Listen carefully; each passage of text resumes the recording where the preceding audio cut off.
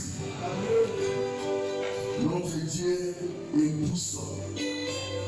Nous avons un Dieu qui est au-dessus de tout nom. C'est Dieu s'appelle Jésus. Ce matin, je t'annonce qu'il y a un Dieu qui est au-dessus de tout. Si tu as un problème, dis à tes problèmes là que je connais un Dieu qui a un nom qui est au-dessus de ce nom que je porte. C'est Jésus. Amen. Que notre Dieu soit béni. Nous voulons écouter la parole. Je dis avec le pasteur Otto. C'est notre frère. C'est l'un de nos pasteurs. Il est pasteur auxiliaire. À la porte de Bantomo, auprès de notre papa le Fika. C'est un frère que nous aimons beaucoup. Il nous a déjà parlé ici par les bien. Amen. Hormis ce titre, c'est un professeur de l'université. Il a une cours de doctorat en économie. Mais ça, c'est rien, frère. Ça, c'est rien. Ici, c'est Jésus. Il a ça, il met dans ses poches. Il dit, je sais un nom. C'est comme ça, frère. Hein? Ça, la science, c'est bon. Mais Jésus, c'est mieux. Amen. C'est un frère bien effacé, calme là, très bon. Il fallait que quelqu'un vous dise qu'il est professeur. Si on ne vous dit pas, vous aurez regardé beaucoup de mots au regard. C'est un professeur, il est calme, il est Dieu. Nous l'invitons, c'est lui qui va nous parler. Il est là avec sa femme. Hein? La charmante épouse. Maman, mais toi debout, nous voulons te laisser.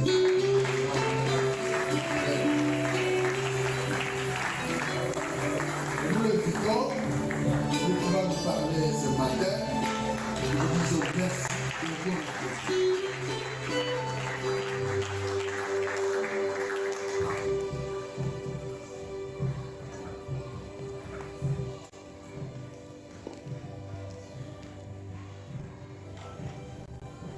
Seigneur, c'est toujours avec tremblement et grâce que nous nous tenons dans ta présence. Et tu as dit dans ta parole qu'il n'y a pas parmi vous beaucoup de gens qui se mettent à enseigner. Je sais, Seigneur, que nous sommes responsables de ce que nous déclarons des cours de la chair pour nous adresser à ton peuple. Seigneur, tu te glorifies dans mes faiblesses et dans ces tremblements. C'est depuis longtemps que nous marchons avec toi. En 87, quand je donnais ma vie à toi,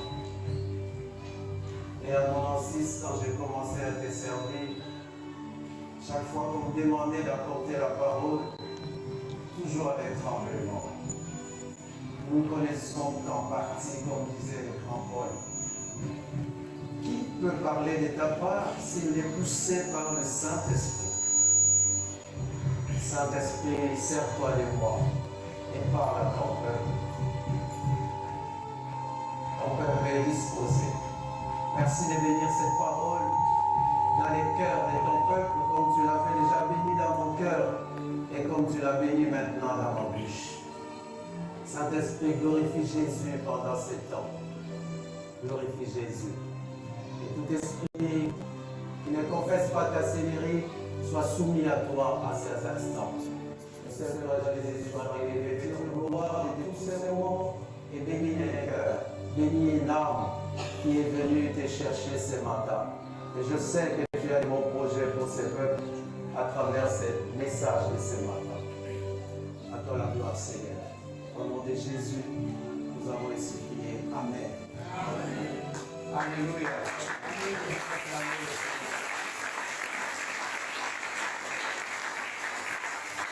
Amen. Je voulais, avant de commencer mon message, nous aider à donner une offrande d'acclamation, mais avant de le faire, je vous dis deux choses. La Bible dit, lorsque vous élèverez les fils de Dieu, et vous verrez qui il est, et vous saurez qui il est.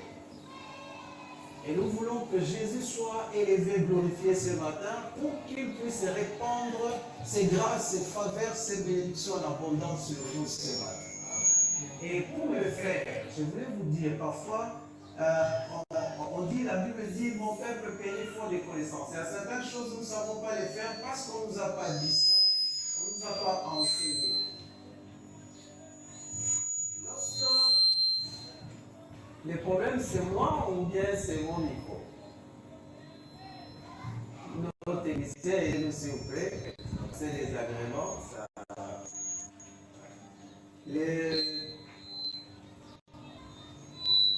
Lorsque le pasteur était en train de dire acclamons le Seigneur, j'ai vu certaines personnes ne pas le faire ou le faire d'une certaine façon. Lorsqu'on dit acclamons le Seigneur, quand on acclame le Seigneur, on ne s'arrête pas seulement à utiliser les mains, sa bouche aussi. On déclare les bienfaits de l'Éternel. On élève Dieu aussi par ses paroles en acclamant. Moi, je n'acclame pas seulement pour acclamer. En dehors des mains, je place des mots. Et quand j'acclame, je dis Seigneur, sois élevé. Ces mains, c'est toi qui me les as données. Il y en a qui n'ont. Je vais vous dire, c'est comme ça que nous allons nous lever pour acclamer le Seigneur. Bien. On acclame le Seigneur en célébrant. J'ai suivi les Jeux Olympiques. Et j'ai vu quand les Jeux Olympiques sont terminés, après, c'était des Jeux Paralympiques. Des personnes paralytiques qui n'ont pas de mains, qui n'ont pas de bras, qui n'ont pas de pieds, qui manquent un certain membre dans leur corps, et aussi voulaient faire leurs Jeux Olympiques à leur manière pour célébrer la fête du foot. Vous avez les deux mains, vous avez vos pieds, vous avez même tous vos 5 sens qui fonctionnent. Et c'est une grâce. Et je voulais que pour cette grâce et la faveur que le Seigneur nous accorde, nous puissions nous tenir debout. Et même, je voulais même que la batterie aussi acclame le Seigneur. Et nous acclamons bien le Seigneur.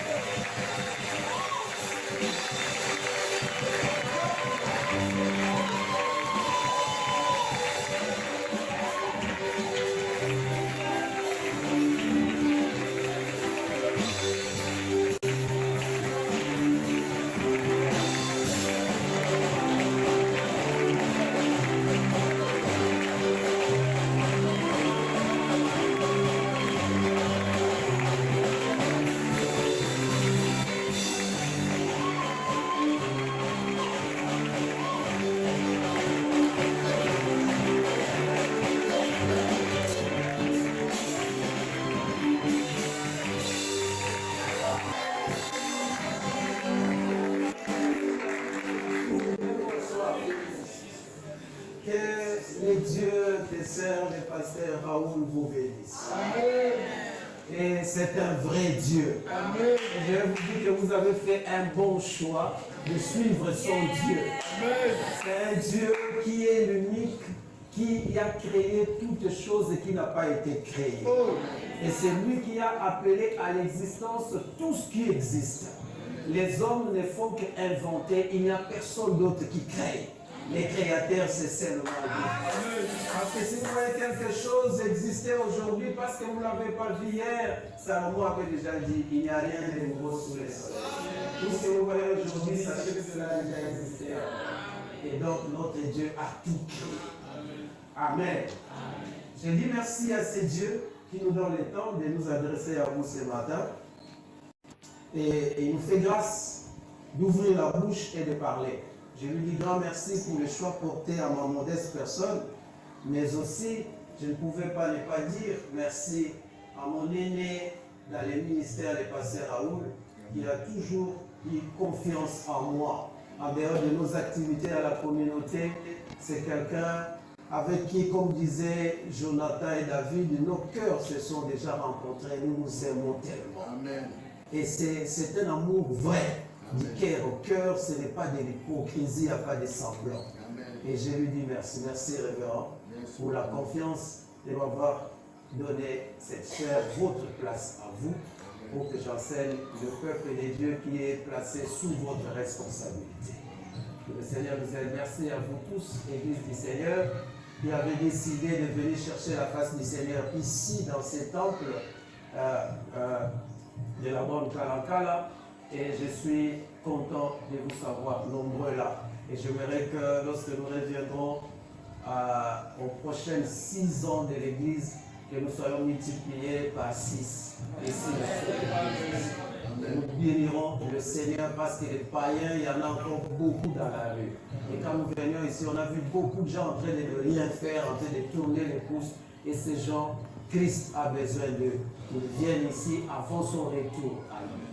Et je dis aussi merci à ma chère épouse qui m'accompagne dans ce travail et qui fléchit les genoux à chaque fois. Il sait que c'est son mari qui va ouvrir la bouche pour prêcher. Elle se met toujours à genoux. Parfois, elle souffre même plus que moi. Elle porte le fardeau pour dire des mots au Seigneur pour que le Seigneur me soutienne. Dans ce travail, il n'y a pas d'expérience. Même si vous avez 50 ans de ministère, quand on vous dit de prêcher, on tremble toujours. Si vous ne tremblez pas, alors je vais demander au pasteur de ne plus vous donner la parole. Je veux dire que vous n'êtes pas un bon frère. Vous n'êtes pas digne de prêcher. Le tremblement, c'est un réflexe naturel pour tout celui qui marche avec le Seigneur, qui compte sur le Seigneur. Maman Blandine, c'est pas vrai ça? Voilà, c'est bien. Je gardais les noms, parce que vous avez bien nourri les dimanches passés. Et le pasteur n'a pas à se plaindre à chercher des enseignants. Il en a plein par ici, dehors de lui-même. Et s'il nous donne cette faveur, c'est pour nous le temps de bénir le Seigneur. Ma femme, qui m'a donné 5 beaux enfants, quand vous la regardez, comme si c'est une jeune de 18 ans sérieux. Je voulais qu'on la voie. C'est là 5 enfants tels que lève-toi encore que l'église du Seigneur.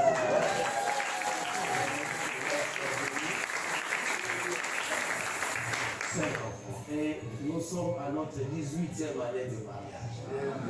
C'est comme une petite fille. C'est bien. C'est bien. Que le Seigneur soit loué. J'ai mon petit neveu qui m'accompagne aussi, qui est là. Et ce matin, ma femme m'a dit qu'il n'avait plus d'église d'attache.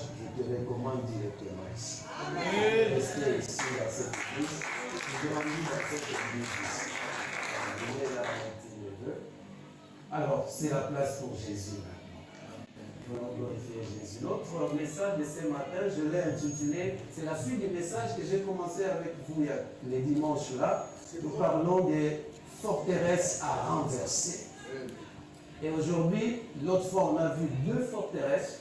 On a parlé de l'âge qui est un complexe pour plusieurs. Et on a parlé de personnes négatives qui sont pessimistes et qui n'arrivent pas à accomplir les grandes choses à cause de leur pessimisme.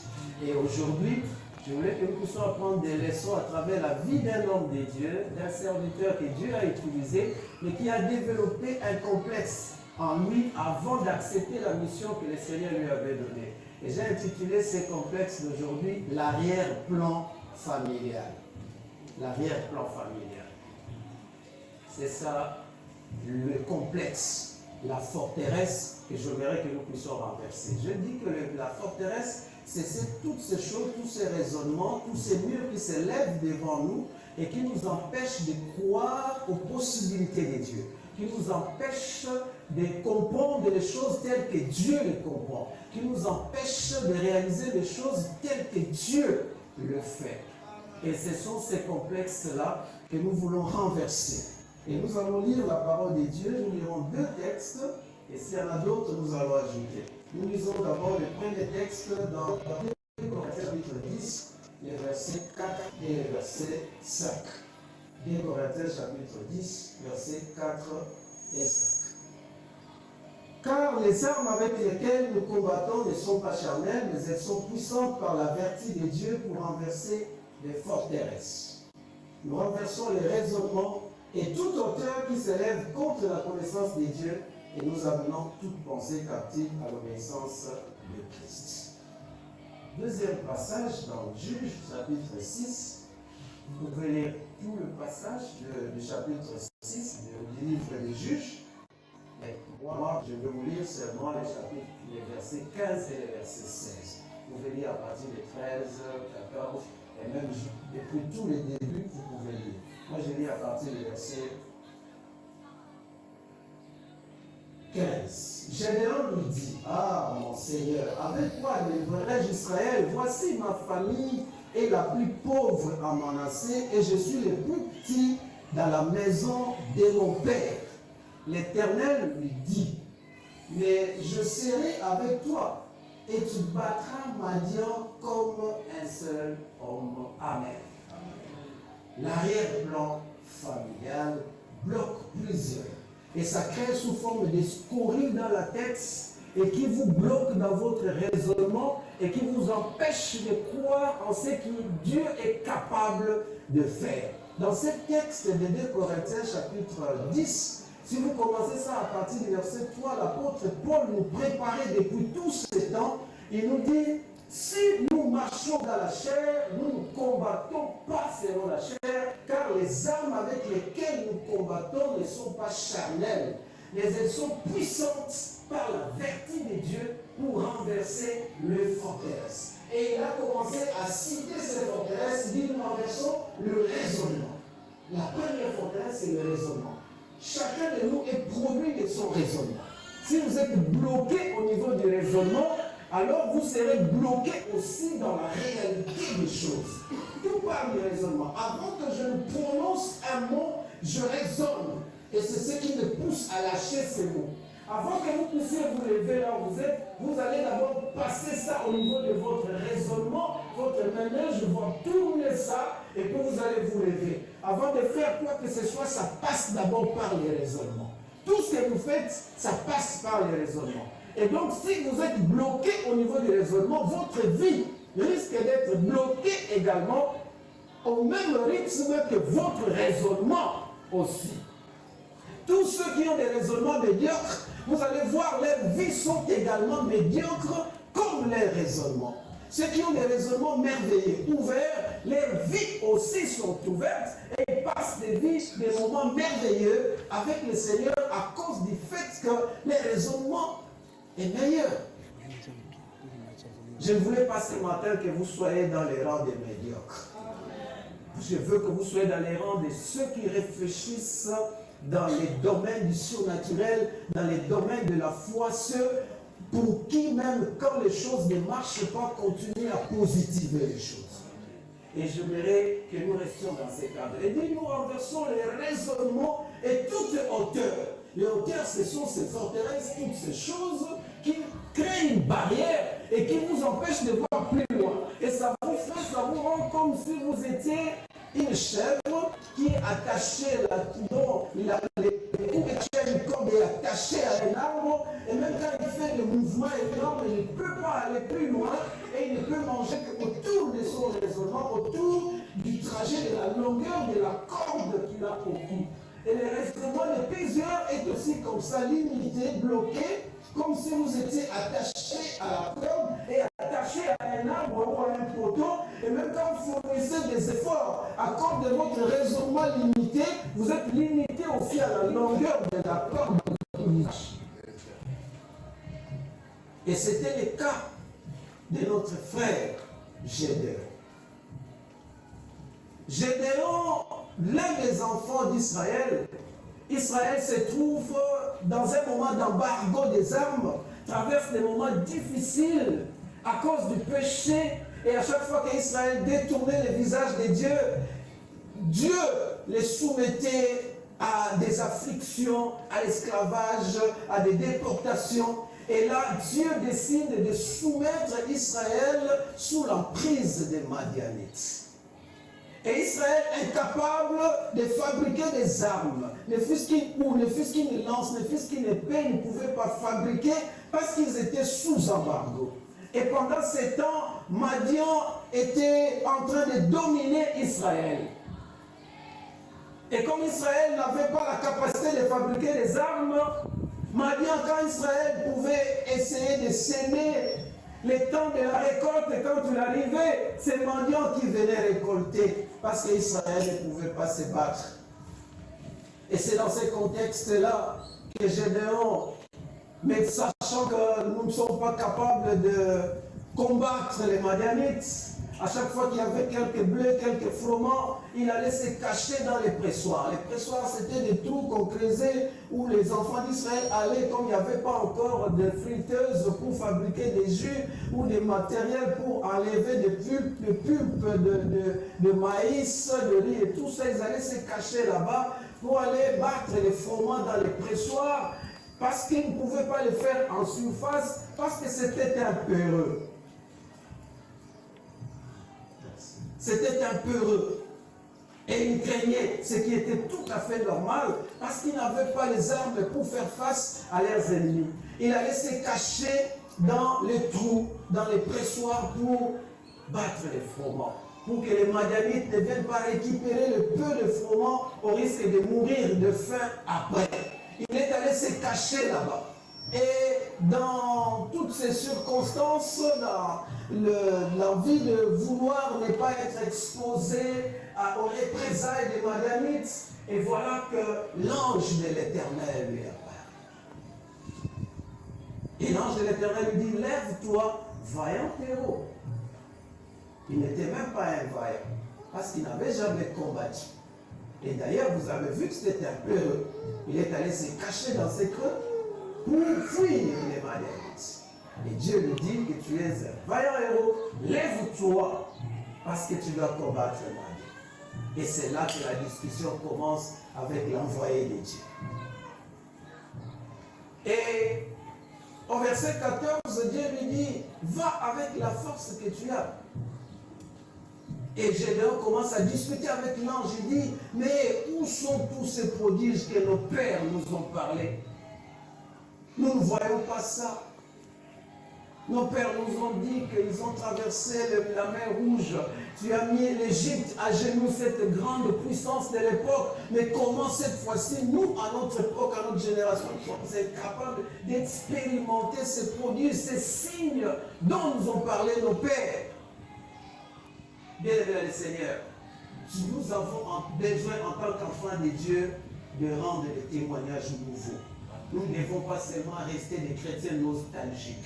Dieu a fait ceci pour moi par le passé. Nous avons besoin de témoigner aussi un Dieu présent. Alléluia.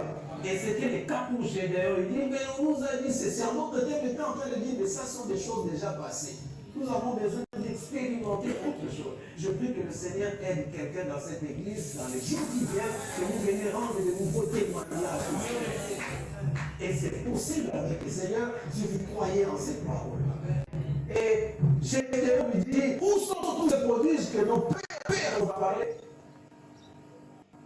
Et Dieu lui dit, au verset 14, va avec la force que tu as. Au verset 15, il lui réplique.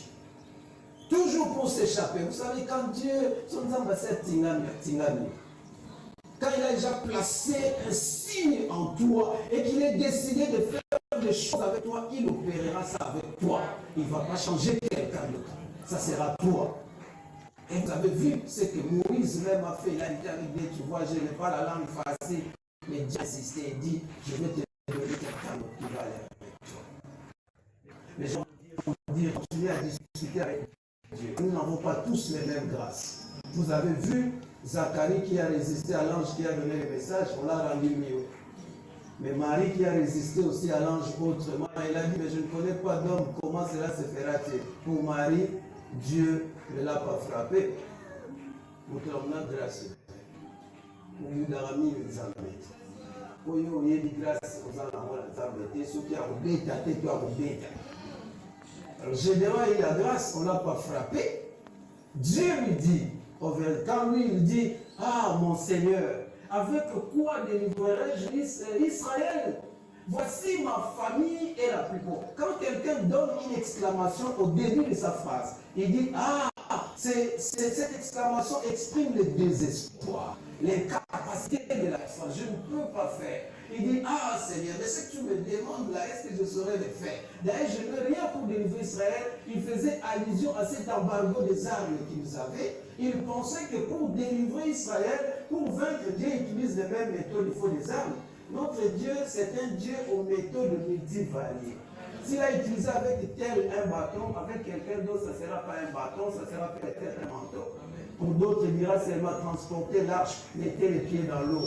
et le Jourdain va s'ouvrir, Dieu a de multiples facettes. Ce n'est pas un Dieu de photocopie. Notre Dieu est un Dieu imprimante. On a une de nouvelles techniques. Parce qu'il a fait avec moi exactement pour vous. Il a ses méthodes à lui. Il agit différemment. Et je leur dis, avec quoi délivrerai-je Israël? Et maintenant, c'est là que j'insiste, je profite du raisonnement de cet homme, parce que plusieurs raisonnent aussi comme cet homme. Il dit, ma famille est la plus pauvre à Manassé. Manassé, déjà, c'était la demi-tribu, c'était une petite tribu. Déjà, c'est un homme qui dit, ma famille est la plus pauvre dans une tribu minime, et il ajoute, dans cette famille qui est pauvre, dans une tribu minime, lui, il est le plus petit de cette famille-là. Voilà le complexe de cet homme. Ma famille est la plus pauvre, et dans Manassé c'est une petite tribu, et dans cette tribu, lui, il est le plus petit de la maison de son père. Et on mélange, on fait l'association de ces raisonnements de cet homme qui dit sa famille est la plus pauvre et lui il est le plus petit de la famille la plus pauvre. Vous pensez que pour un tel homme, qu'est-ce qu'on peut attendre de lui de merveilleux? Rien du tout. Un homme de la famille pauvre et qui est le plus petit de cette famille pauvre. Et cette image, Gédéon se promenait avec ça et ça l'a rendu complexé. Et il était bloqué au niveau de son raisonnement par rapport à son arrière-plan familial. L'arrière-plan familial nous attache. C'est comme dans le fond de votre écran, vous mettez une image, même si vous mettez les écrits au-dessus, le fond là, vous allez continuer à les voir là-bas. Le fond là, l'arrière-plan vous accompagne partout où vous êtes. Et vous commencez à agir, à fonctionner en fonction de ce que votre famille. Beaucoup réfléchissent comme ça. Comme ma famille est pauvre, donc c'est que moi aussi je suis pauvre. Et comme je suis le plus petit, donc le plus petit ne peut rien faire. Il n'y a que les grands qui peuvent faire. Moi je ne suis qu'un petit. Ma famille n'a rien. Et moi je ne saurais rien du tout. C'est ce que Gédéon est en train de dire. Frère, nous savons qu'aujourd'hui, il y en a plusieurs ici qui réfléchissent comme Gédéon. Et je sais quand je vous regarde, beaucoup ici se disent, mais ce qu'on est en train de dire, apparemment on parle de moi. Parce que moi aussi ma famille est pauvre. Parce que je suis cadet de cette famille. Ou je suis, je ne sais pas à quel ordre de la famille. Je ne peux rien. Et vous commencez à réfléchir. Vous savez, il y a des familles, vous trouvez des gens qui vivent des mariages naufragés et sinistreux. Et quand une jeune fille naît dans cette famille-là, il se dit, comme dans notre famille, on ne réussit pas dans les mariages, elle aussi commence à se convaincre que moi aussi, je ne réussirai pas. Vous êtes négatif. Parce que dans votre famille, vous savez que les gens ne réussissent pas dans les mariages. Et même quand on vient te solliciter un mariage, tu commences toi aussi à réfléchir comme ceux qui t'ont précédé à la famille, qui n'ont pas réussi dans les mariages. Tu te dis, alors moi aussi, je crois que j'échouerai parce que dans ma famille, tout le monde échoue dans les domaines de mariage.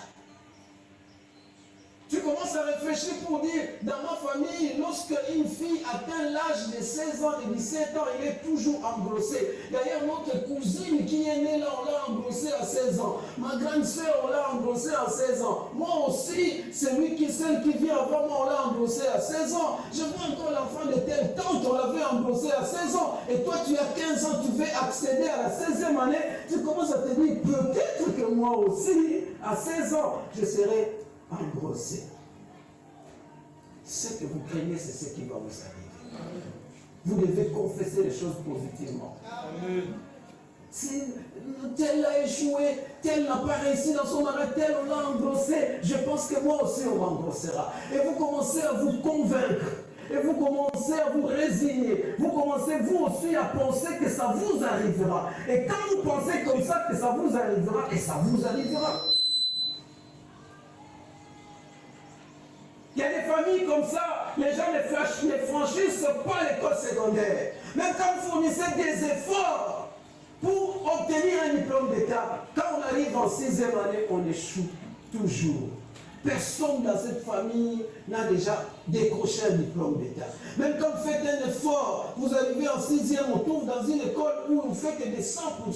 Quand vous arrivez dans cette école-là, tout le monde réussit, sauf toi, tu ne réussis pas. Ou sinon, quand tu arrives là, la veille des examens, pouf, l'examen d'État, toi tu tombes malade et tu es disqualifié, tu ne participes pas à cet examen parce que dans la famille, il y a des lois établies qui sont là. On a déjà décidé qu'ici dans cette famille, personne ne peut avoir un diplôme d'État. Personne ne peut aller à l'université. Et vous commencez à vous convaincre. Personne ne peut réussir dans les affaires. D'ailleurs, telle grande sœur, tel grand frère, tel oncle, telle tante avait beaucoup d'argent. Il a investi dans les affaires. Il n'a même pas fait une année. Et ces affaires-là, c'était par terre. Ça n'a pas marché. Et tu commences à douter, toi aussi. Tu as un peu d'argent. Tu veux te lancer dans les affaires. Mais tu te dis, mais si je m'y lance, tel oncle a échoué. Telle tante a échoué. Telle sœur a échoué. Mon père, ma mère, tout le monde a échoué. Donc, moi aussi, je vais échouer. Ça ne marche pas. Et vous commencez à être conditionné par rapport à ce qu'est votre famille, par rapport aux expériences que les gens vivent dans votre famille. Je voulais vous dire, vous n'êtes plus vous, produit de ces familles. J'aimerais que vous réfléchissiez autrement. Bien-aimé le Seigneur, moi qui vous parle là, j'étais complexé de cette façon-là. Je suis né dans un quartier perdu de ma terre d'ici, dans le quartier nord, dans un environnement tel que tous ceux qui étaient dans cet environnement, personne n'aimait l'école. Et notre travail était seulement, on se réveille le matin, on cherche des habits qu'on va porter. Nous sommes vers les années 80. Et puis voilà, on quittait le nord pour venir chercher des habits ici à Kinkanda, qui pouvaient donner les habits, parce qu'on voulait archer comme ça, comme tous les autres enfants du nord, là, des grands prêtres. Et c'était ça. On était autour des dames, on jouait ça. C'est tout ce qu'on faisait. On était parce que c'est le matin, on est parti en Europe, à côté de la Calabato, et dans le raisonnement de tous les quartiers, nous tous qu'on réfléchissait de cette façon-là, la pécale, on avait déjà programme qui nous balançait là, là où nous connaissons, là où on a tolo, là on a ces aides, pour la capacité, je peux résister dans les navires. Vous voyez des raisonnements du quartier. On commençait à réfléchir de cette façon-là. Et un jour, j'étais assis, notre maison, c'est sur l'avenue Mamaïo, numéro 51, vers quartier latin, là où je suis né. J'étais dehors, assis sur la route, et c'est une route asphaltée, le véhicule passe par là. J'étais assis, je passais beaucoup de temps dehors, j'ai compté les véhicules qui passaient. Oh, ça descendait. Je peux le jour, les jours. La bande comme il est là, ni plus pas ni on se les autres cas. Attends, mon coup de famille a vu ce stade. Ils sont passés que ça va. Les pauvres. Ni tout est payé. Attends, mon coup. La famille a nga. Il y a papa, la mise sur la montagne, 7. Attends, mon tout hasard, mon tout casate. Dans l'entente, on a mis tout les autres cas. Et ça développait un complexe en moi.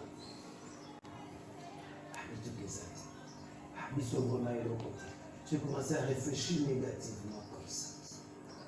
À un certain moment, ce complexe-là s'est installé en moi. J'ai commencé à raisonner comme les degrés de pauvreté de ma famille. En ce moment, je ne connaissais pas encore Christ.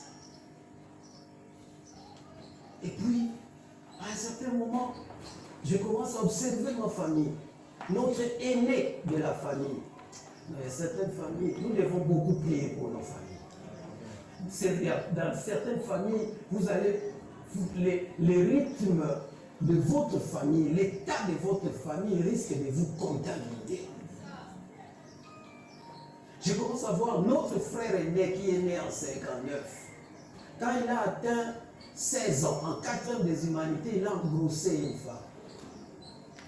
Son fils aîné, il a aujourd'hui 43 ans, 44 ans.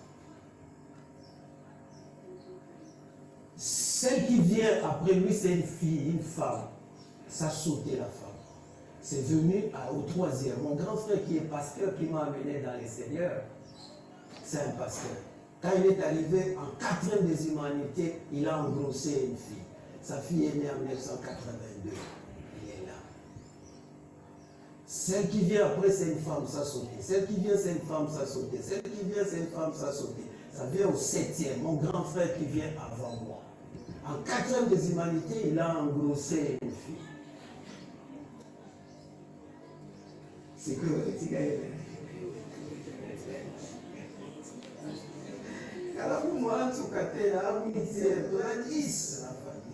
ma mère est allée plusieurs fois fabriquer des enfants à la maternité. Plusieurs. Heureusement d'ailleurs, s'il n'avait pas fait, je ne serais pas né peut-être. Voilà. Et Ngapi, on est la 4e des humanités, le type de commis. Je dis, est-ce que moi aussi, Dieu, quand il place des signes sur quelqu'un, il veille sur le personne. Je ne sais pas encore très bien. Et souhaiter, et vous soyez qui à la vie. 4 des humanités, il a annoncé. Il a un grand enfant. Dans la famille, il y a que moi qui est mes petits enfants. Va aller dans ma cour immédiate. Mon fils est né là que 17 ans. Il aura 17 ans, c'est pas en Grèce. Et puis ils ont calé la mission. En 4 heures des humanités, il a annoncé. Vous comprenez ça? Vous voyez un peu certaines familles, comment elles sont? Quand vous analysez tout ça, vous allez commencer à vous dire, capé, tu causes mon cas. Attention, tu commences à te convaincre. Est-ce que ça va aller, ma famille, là? Les gens sont toujours comme ça, ils échouent, ils continuent. Frère, je voulais vous dire ceci. Lorsque un enfant est dans le sein maternel, qu'est-ce qui se passe? C'est pas si les médecins ou ceux qui font la médecine ici ou sans infirmiers. Qu'est-ce qui se passe? L'enfant est directement nourri par sa mère à travers les cordons ombilicaux. Mais qu'est-ce qui se passe lorsque l'enfant naît? L'enfant continue à être nourri par les cordons? C'est ce qui se passe lorsque un chrétien donne sa vie à Jésus. La puissance ou les cordons ombilicaux puissants qui nous lient à la puissance de la sorcellerie, de la pauvreté. Un jour, la reçoit. Aujourd'hui, je ne dis pas qu'il n'y a que moi qui me dis Dieu. Mais il y a même la bande à la famille. Parce que nous avons la famille.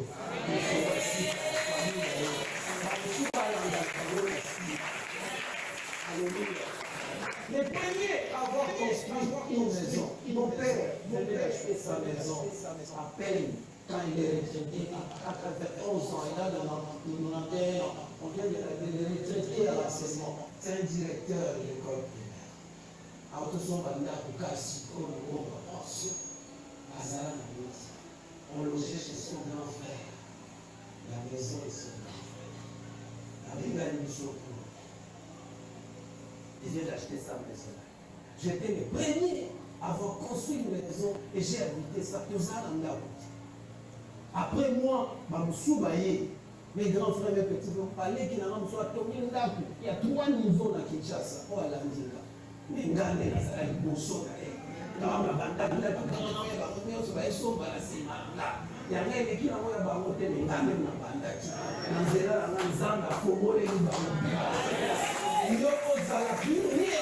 a qu'ils soient les premiers à créer des nouvelles choses qui n'existaient pas dans la famille. Et cela ne peut être possible que si tu n'es pas bloqué au niveau du raisonnement. Ne soyez pas bloqué au niveau du raisonnement comme Gédéon l'était. Bloqué.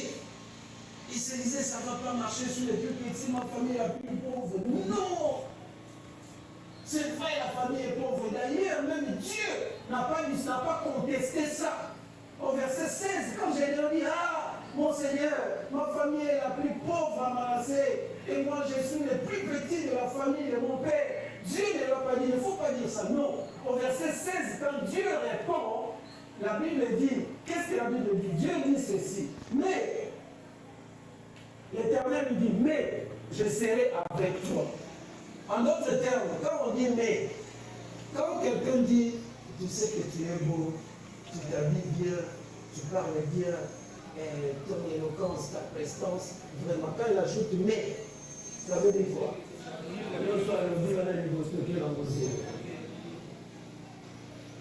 La nini qu'on a kitoko, on a la prestance. Quand tu parles, tu es éloquent, tu as la fluidité verbale. Mais, quand on dit mais, au Capolinga déjà. Et Dieu dit à Généon, c'est vrai ce que tu me dis, que tu es le plus petit, la famille la plus pauvre, mais moi je te dis, tu battras ma viande. Comment elle sera? J'annule ta petitesse, j'annule ton petit état, le plus petit de la famille de ton père, pour la petitesse de ta famille, je fais de toi un homme grand. Et tu deviens le plus grand de ta famille, et ta famille devient une famille référence. Laisse que par toi, ta famille devienne une famille référence. Alléluia. Et c'est ma prière ce matin. Et le Seigneur va le faire pour quelqu'un qui croit en cette parole aussi. Que le Seigneur vous aide. Et qu'il vous aide à croire à ses possibilités à lui, à ses capacités à lui. Dieu est capable de vous épargner de si plus que vit votre famille. Il peut vous permettre de vivre les choses autrement. Je ne finirai pas, moi je prends plus des exemples dans ma famille pour expliquer ces complexes de l'arrière-plan familial. Quand vous venez dans ma famille, tous ceux qui ont eu des enfants, tous, je vous le dis, tous, ils n'ont eu que des garçons. On les vient ici. C'est le fils à ma grande sœur, notre 5e né de la famille. Elle a 3 enfants. Lui, les garçons. Mon grand frère qui vient avant moi, il a 3 garçons à la maison. Mon petit frère qui vient après moi, il a 5 garçons. 5 garçons. Ma grande sœur qui vient avant, qui a après sa mère, elle a 2 enfants, 2 garçons. C'est pas si vous comprenez là où je vais aller.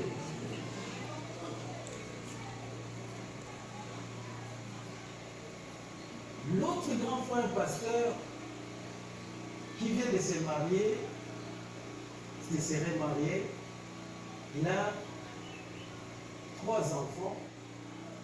Il a fait des jumelles, et puis la première c'est une fille. Fille, pas de garçon. La peine avant de monter, quand ma femme était enceinte, elle dit, ah, monsieur, tu veux faire. C'est que la paix, raisonnement et carrément. Mais après, je me dis, ah, je ne peux pas être limité par rapport à ce raisonnement. Dieu a déjà fait des choses merveilleuses avec moi différemment de ce qu'il a fait des membres de ma famille, ce qu'il fera autrement avec moi. Quand ma femme va accoucher, j'ai passé une nuit à l'extérieur, à l'hôpital, à Tchonamou, à Banzaou. Et puis le matin, quand on vient m'annoncer qu'elle a accouché, c'est un garçon. Il dit, c'est qu'il a fait. Je ne dis pas que garçon est Moutou ou Moutouté, fille ou Moutouté. Je ne parle pas de ça, je parle du changement de sexe, ça peut être une loyale. Et tu ne peux pas varier de sexe dans ta progéniture. Je viens de vous en citer l'exemple. Quand ma femme devient enceinte pour le 2e enfant, lequel l'hôpital a dit, il voyage là. Elle dit, Seigneur, je ne crois pas à ça. Chez moi, ça sera différent. J'ai prié, elle dit, Seigneur, ça sera différent. Et quand on va à l'hôpital, dans l'enfant vient m'annoncer c'est une fille. J'ai dit, non, j'ai changé. J'ai dit, non, c'est rien après. Et puis, vu que chez moi, les choses vont changer. Frères, sœurs, vous êtes là. Je vous dis, croyez aux possibilités de Dieu. Ne soyez pas limités au niveau de votre raisonnement. Parce que vous serez ce que votre raisonnement. Ce que vous allez craindre, c'est ce qui va vous arriver. Si vous vous résignez à vivre les mêmes conditions, les mêmes effets négatifs de votre famille, ça vous arrivera. Mais ce matin, je suis venu annoncer à quelqu'un un message d'espoir pour que tu puisses croire que l'arrière-plan familial n'a pas d'effet sur toi. Parce que toi, tu es en Christ. Tu es appelé à expérimenter les choses merveilleuses avec le Seigneur. Ce que nous vivons, c'est ce que le Seigneur permet que nous puissions vivre dans notre vie. Et le Seigneur n'a que des plans merveilleux pour nous.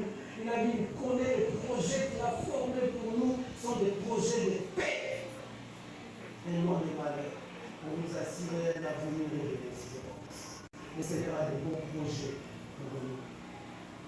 Et il dit, ces choses qu'il a préparées pour vous, qui n'êtes pas bloqués au niveau de votre raisonnement, il dit, ce sont des choses que l'œil n'a point vues, que l'oreille n'a point entendues, qui ne sont point montées dans le cœur de l'homme, mais que Dieu a préparé la force pour ceux qui l'aiment. Si vous aimez le Seigneur, sachez qu'il a préparé de bonnes choses pour vous. Alléluia. Et j'aimerais qu'avant de finir mon message ce matin, nous puissions lire un texte et je vais finir par là. Dans 1 Corinthiens chapitre 1, les versets 27, 28 et 29. 1 Corinthiens chapitre 1, versets 27, 28 et 29, la Bible dit ceci. Mais Dieu a choisi les choses folles du monde pour confondre les sages.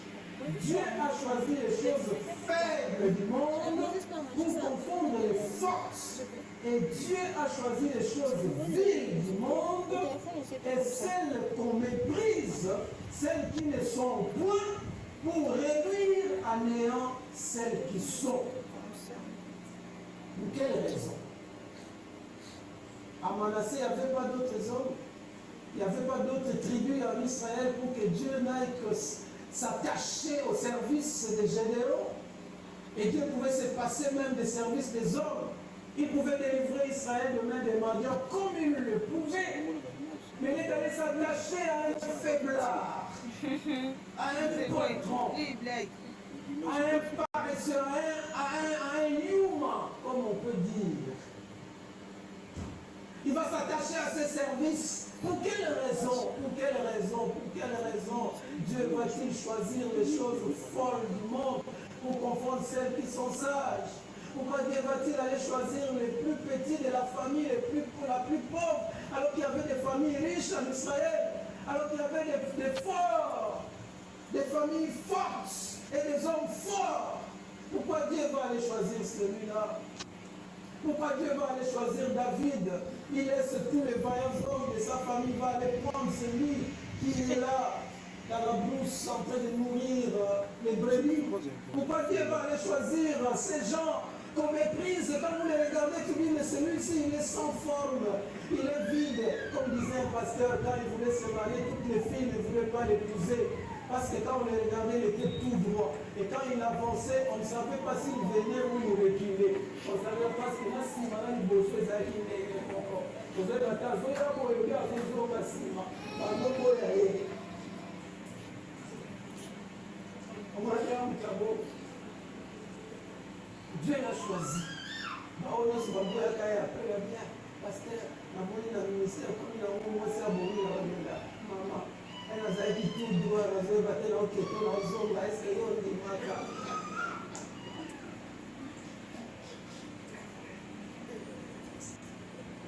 Ça va faire un peu de bébé dans la guerre. Bon, les gars, bon, elle forme une vie. Nous avons fait forme au Cameroun, on est raté. Avant qu'il y ait déjà la cibasure. Comme chez nous, on dit à Banzamou, à Kindi, Boubabako. On est raté.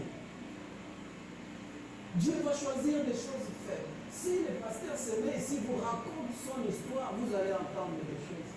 Si on demande à chacun de vous de raconter son histoire, vous allez entendre des choses. Les gens méprisés, les gens qu'on ne considère pas, les gens vers qui on ne peut pas jeter le regard deux fois.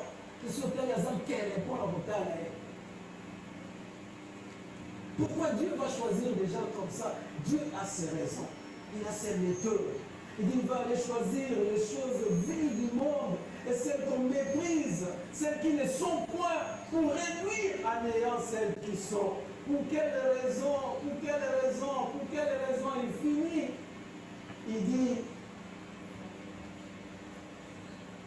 afin que nul chair, en d'autres termes, afin que personne ne se glorifie.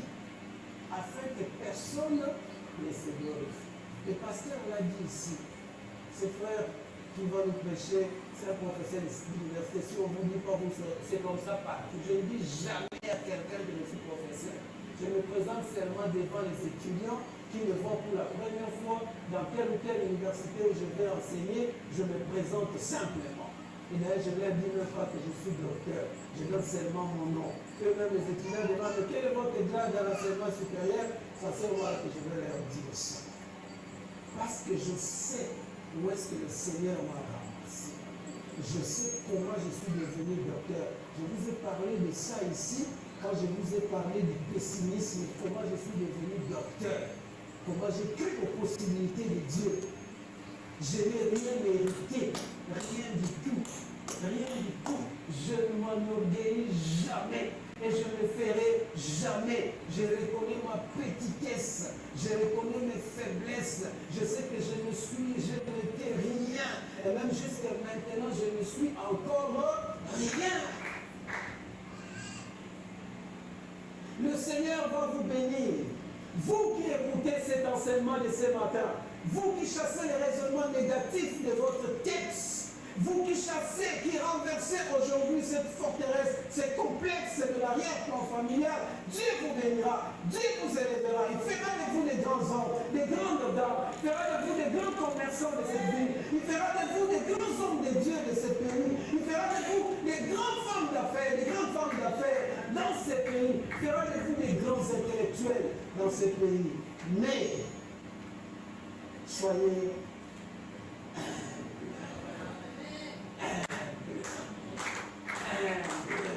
dis à ton voisin, nous va passer là où la l'église aussi soit Amen. Humble, frère, humble. Alléluia. Si tu es humble, le Seigneur prouve que tu ne te glorifies pas dans les grandes choses qu'il réalise dans ta vie, il fera encore des meilleures choses. Alléluia. J'aimerais que nous puissions venir, mais je vais faire cet appel ici. À vous tous qui étaient complexés à cause de votre famille. Vous tous qui étiez complexés à cause de votre arrière-plan familial. C'est vrai, si on regarde votre famille, elle est réellement pauvre. Si on regarde votre âge, vous êtes réellement les plus petits. Et si on regarde les choses selon les yeux du monde, vous ne pouvez vraiment rien faire. Et ces choses ont commencé à vous complexer. Vous avez commencé à réfléchir comme votre famille. Vous avez déjà cité et prémédité le chèque de votre vie parce que tout le monde échoue dans la famille. Et vous avez commencé à vous résigner comme tout le monde échoue, je suis réussi. Comme personne ne réussit dans les affaires, je ne réussirai pas. Personne ne réussit dans les études, je ne réussirai pas. Personne ne réussit dans les mariages, moi aussi. Vous avez commencé à réfléchir comme votre famille. Vous êtes là. Le Seigneur a besoin de vous. Vous avez besoin de sortir de ces raisonnements et que vous puissiez réfléchir autrement.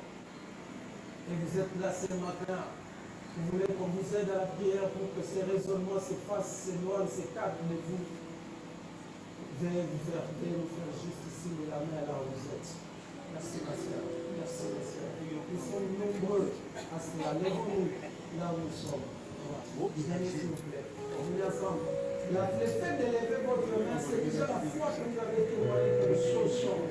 C'est la fournisseur de foi. Venez s'il vous plaît. Cet endroit ici, le Seigneur a prévu tout ça pour que nous puissions prier. Il y a une autre fonction ici, là aussi, une fonction là-bas. Et une autre fonction que le Seigneur répond en ce lieu où nous sommes, en ce moment ici. Seigneur, voyez toutes ces personnes qui ne viennent pas chez moi, je n'ai rien à leur donner. Moi-même, j'ai reçu de toi. Et ils ont compris qu'ils peuvent recevoir seulement de toi, pas de moi. Seigneur, ils sont là. Nous avons nos yeux fermés. Nous levons légèrement seulement nos mains. En signe d'attente de la part du Seigneur, de la délivrance de ces raisonnements négatifs, de ce complexe qui doit tomber, de cette forteresse qui va être renversée en ce moment. Ouvrez la bouche, dites au Seigneur, je refuse de continuer à réfléchir par rapport à la condition de ma famille. Je refuse de continuer à raisonner par rapport à la médiocrité de l'environnement où je vis, dans les quartiers où je vis, dans la famille dans laquelle j'appartiens. Seigneur, je refuse de croire à la médiocrité de cette famille, à la médiocrité de ces quartiers, à la médiocrité de cet environnement. Dites ça au Seigneur. Et nos oreilles, l'oreille du Seigneur est attentive ce matin. Il veut te bouger. Alors que tu es ta bouche qui parle, le Seigneur entend ta voix. Il est en train de te délier de ces cordons ombilical spirituel qui t'attachent à ces raisonnements, à cette famille qu'on considérait médiocre, qu'on considérait méprisable. Le Seigneur est en train de faire avec toi maintenant une nouvelle génération, une génération de personnes non attachées au cordon ombilical spirituel, une génération de personnes qui ne font que réussir, une génération de personnes qui ne vivent pas les mêmes expériences négatives de leur famille. Seigneur, ces personnes croient en cela. Ils ont cru comme j'ai cru. Seigneur Dieu, opère ce miracle dans leur vie. Et que ces cordons soient dégagés. Et que cette corde qui liait leur raisonnement à cette famille, Seigneur, soit coupée. Et qu'il soit dégagé. Qu'il soit libre, Seigneur. Qu'il soit libre. Qu'il soit libre. Et je